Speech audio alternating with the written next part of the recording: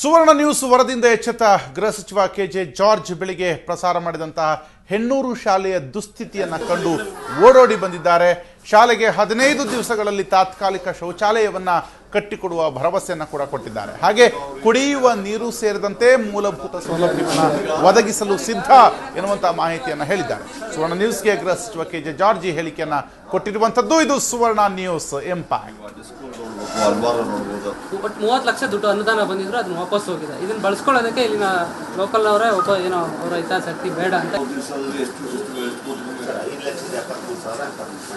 5,73,000 sir ಏನು ಮಾಡಬೇಕು ಇದೆಲ್ಲ ಕೆದಬಿಟ್ಟು ನಮ್ಮ ಅಂದರೆ ದೇವಸ್ಥಾನ ಆಗಿದ್ದು ಯಾವುದಕ್ಕೆ ಮಂಜೂರಾಗಿದ್ದು ಬಿಲ್ಡಿಂಗ್ ಇದಕ್ಕೆ ಬಿಲ್ಡಿಂಗ್ ಮಂಜೂರಾಗಿ ನಮ್ಮ BBMP-ಯಿಂದ 23 ಲಕ್ಷ ಸೈಟ್ಗಳು ಬರೀ ಅಲೌಟ್ ಆಗಿದೆ. ಅಲ್ಲಿ ನಾವು ಮಾಡಿದ್ದು ಒಂದು ಸೈಟ್ ಈಗ ಇಲ್ಲಿ ಇರುವುದರಲ್ಲಿ ಒಂದೇ ಜಾಗ ಟಾಯ್ಲೆಟ್ ಮಾಡಲಿಕ್ಕೆ ಒಂದು ಅವಕಾಶ ಮಾಡಿ ಇಮಿಡಿಯೇಟ್ ಆಗಿ ಅದು ಕಟ್ಟಿಸೋಣ. ನಂತರ ಬೇರೆ ಹೊಸ ಜಾಗ. ಈ ಶಾಲೆಯ ಹೆಡ್ ಮಾಸ್ಟರ್ ಮೌಲಾನಿ ಅವರನ್ನ ಮಾತಾಡ್ಸೋಣ. ಸರ್ ನಮಸ್ಕಾರ. ನಮಸ್ತೆ ಮೇಡಮ್. ನಮಸ್ತೆ ಸರ್. ಎಸ್ ವರದಿ ಪ್ರಸಾರದಂತ 2 ಗಂಟೆಯಲ್ಲಿ ಸ್ವತಃ ಗೃಹ ಸಚಿವರೇ ಭೇಟಿ ಕೊಡ್ತಾರೆ ಮತ್ತು ಭರವಸೆ ಕೊಡ್ತಾರೆ. ಬಂದು ಗೃಹ ಸಚಿವರು ಹೇಳಿದ್ದೇನು ಸರ್? ಗೃಹ ಸಚಿವರು ನಮ್ಮ ಶಾಲೆಗೆ ಭೇಟಿ ನೀಡಿ ಅವರ ಸ್ವಂತ ಖರ್ಚಿನಲ್ಲಿ ತಾತ್ಕಾಲಿಕವಾಗಿ ಒಂದು ಶೌಚಾಲಯವನ್ನು ನಿರ್ಮಾಣ ಮಾಡೋದಕ್ಕೆ ವ್ಯವಸ್ಥೆ ಮಾಡಿದ್ದಾರೆ ಸರ್, ತಾತ್ಕಾಲಿಕವಾಗಿ. ಆಮೇಲೆ ಎಲ್ಲಾ 4 ಕಟ್ಟಡವನ್ನ ಬಿಡಿಸಿ ಈ ತಾತ್ಕಾಲಿಕವಾಗಿ ಒಂದು ಇದರಲ್ಲಿ ಸಮುದಾಯ ಭವನದಲ್ಲಿ ಶಾಲೆಯನ್ನ ಶಿಫ್ಟ್ ಮಾಡಿಸ್ತಾರಂತೆ ಸರ್. ಈ ಎಲ್ಲದನ್ನ ಎಸ್ಟಿಮೇಟ್ ಮಾಡಿಸಿ ಹೊಸ ಬಿಲ್ಡಿಂಗ್ ಶೌಚಾಲಯವನ್ನ ಕಟ್ಟಿಸಕ್ಕೆ ಭರವಸೆ ಕೊಟ್ಟು ಹೋಗಿದ್ದಾರೆ. ಓಕೆ. ಈಗ ಅದಲ್ಲದೆ ಇನ್ನುಳಿದಂತ ಸೌಲಭ್ಯಗಳು ಈಗಾಗಲೇ ಅಲ್ಲಿ ಕೊಠಡಿಗಳಿಲ್ಲ ಅಥವಾ ಅಲ್ಲಿನ ಸ್ಥಳಾವಕಾಶ ಕಡಿಮೆ ಇದೆ, ವಿದ್ಯಾರ್ಥಿಗಳ ಸಂಖ್ಯೆ ಜಾಸ್ತಿ ಆಗ್ತಾ ಇದೆ. ಇದಕ್ಕೊಂದು ಶಾಶ್ವತ ಪರಿಹಾರದ ಬಗ್ಗೆ ಏನಾದರೂ ಚರ್ಚೆ ಮಾಡಿದ್ರಾ? ಏನ್ ಸರ್? ಈಗಾಗಲೇ ಅಲ್ಲಿ ಕೊಠಡಿಗಳ ಸಮಸ್ಯೆ ಇದೆ, ವಿದ್ಯಾರ್ಥಿಗಳ ಸಂಖ್ಯೆ ಜಾಸ್ತಿ ಇದೆ. ಈ ಎಲ್ಲದಕ್ಕೆ ಈ ಶಾಲೆಗೆ ಒಂದು ಉತ್ತಮ ಪರಿಕಲ್ಪನೆಯನ್ನು ಕೊಟ್ಟು ಒಂದು ಶಾಶ್ವತ ಪರಿಹಾರದ ಬಗ್ಗೆ ಏನಾದ್ರು ಸಮಾಲೋಚನೆ ನಡೆಯಿತಾ? ಹೌದು ಸರ್, ಶಾಶ್ವತವಾದಂತಹ ಪರಿಹಾರ ಈಗಿರುವಂತಹ 2 ಕೊಠಡಿಗಳನ್ನ ನೆಲಸಮ ಮಾಡಿ ಅದರ ಮೇಲೆ ಒಂದು 6 ಕೊಠಡಿಗಳನ್ನ ನಿರ್ಮಾಣ ಮಾಡೋದಕ್ಕೆ ಅವರು ಒಂದು ಇಂಜಿನಿಯರಿಗೆಲ್ಲ ಕರೆಸಿ ಒಂದು ಎಸ್ಟಿಮೇಟ್ ಪ್ಲಾನ್ ಮಾಡಕ್ ಹೇಳಿದ್ದಾರೆ. ಸೊ ಈಗ ಒಂದು ಭರವಸೆ ಬಂದಿದೆಯಾ, ಏನಾದ್ರು ಬದಲಾವಣೆ ಆಗ್ಬಹುದು ಅಂತ? ಬದಲಾವಣೆ ಆಗ್ಬೋದು ಅಂತ ಹೇಳಿ ಒಂದು ಭರವಸೆ ಬಂದಿದೆ ಸರ್.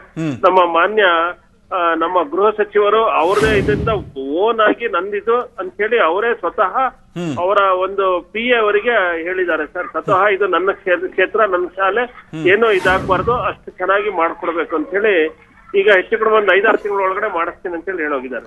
ಒಂದು 15 ದಿವಸದಲ್ಲಿ ಒಂದಷ್ಟು ಬದಲಾವಣೆ ತರ್ತೀರಿ ಅಂತ ಭರವಸೆ ಕೊಟ್ಟಿದ್ದಾರೆ. ಶೌಚಾಲಯವನ್ನ ಮಾಡಿಸ್ತೀನಿ ಅಂತ ಹೇಳಿ ಹೇಳಿದ್ದಾರೆ. ಹೌದೌದು, ನಾವು ಕೂಡ ಅದರ ಒಂದು ಫಾಲೋ ಅಪ್ ಅಲ್ಲಿ ಇರ್ತೀವಿ, ಏನೆಲ್ಲ ಬೆಳವಣಿಗೆಗಳು ಆಗತ್ತೆ ಅಂತ. ಆಮೇಲೆ ನಮಗೂ ಒಂದು ಸಮಾಧಾನ ಇದೆ ಮೌಲಾಲಿ ಅವರೇ, ಈ ಶಾಲೆಗೆ ಒಂದು ಕಾಯಕ ತಂದ್ಕೊಡುವಲ್ಲಿ ಒಂದು ಸಣ್ಣ ಶ್ರಮವನ್ನು ಹಾಕಿದೀವಿ ಅಂತ. ಅಲ್ಲ ಸರ್, ನಿಮ್ಮ ಶ್ರಮದಿಂದಾನೇ ಸರ್ ಇದು ಸೇರಿ 2 ಸತಿ ನೀವು ನಮ್ಗೆ ನಮ್ಮ ಶಾಲೆಯನ್ನ ಇದನ್ನ ನ್ಯೂಸಿಗೆ ಕೊಟ್ಟಿದ್ದೀರಾ ಸರ್. ನಿಮ್ಮ ಶ್ರಮದಿಂದಾನೇ ಸರ್ ನನಗೆ ನಮ್ಮ ಶಾಲೆ, ನಮ್ಮ ಬಡ ಮಕ್ಕಳಿಗೆ ಇಷ್ಟೊಂದು ಅನುಕೂಲ ಆಗ್ತಿರೋದಂತ ಹೇಳಿದ್ರೆ ಒಂದ್ ತಪ್ಪಾಗ್ಲಾರ್ದು ಸರ್. ನಿಮ್ಮದೇ ಪೂರ್ತಿ ಶ್ರಮ ಸರ್. ಇವತ್ತು ನಮ್ಮ ಯುಗೇಂದ್ರ ಇದಾನಲ್ಲ ಸರ್, ನಮ್ಮ ಇಲ್ಲಿ ಹಳೆ ವಿದ್ಯಾರ್ಥಿ ನಮ್ಮ ಶಾಲೆಯ, ಅವರು ಎಫೆಕ್ಟ್ ನನಗೆ ಇವತ್ತು ಇಷ್ಟೊಂದು ಅನುಕೂಲ ಆಗೋದಕ್ಕೆ ಒಂದು ಕಾರಣ ಆಗ್ತಿದೆ ಸರ್. ಮತ್ತೆ ಒಂದು ಶಿಕ್ಷಣ ಮುಖಿಯಾದಂತಹ ಶಿಕ್ಷಕರು ಕೂಡ ನೀವು, ನಿಮ್ಮ ಹಿಂದೆ ಸಮಸ್ತ ಮಾಧ್ಯಮ ಇದೆ ಮತ್ತು ಒಳ್ಳೆಯದಾಗಲಿ, ಆ ವಿದ್ಯಾರ್ಥಿಗಳ ಭವಿಷ್ಯ ಕೂಡ ಹಸನಾಗಲಿ ಅನ್ನುವಂಥದ್ದು. Thank you Moulali, Suvarna news ಜೊತೆ ಮಾತನಾಡಿದ್ದಕ್ಕೆ. ಇಲ್ಲಿ ನಾವು ಅಭಿನಂದಿಸಬೇಕಾಗತ್ತೆ.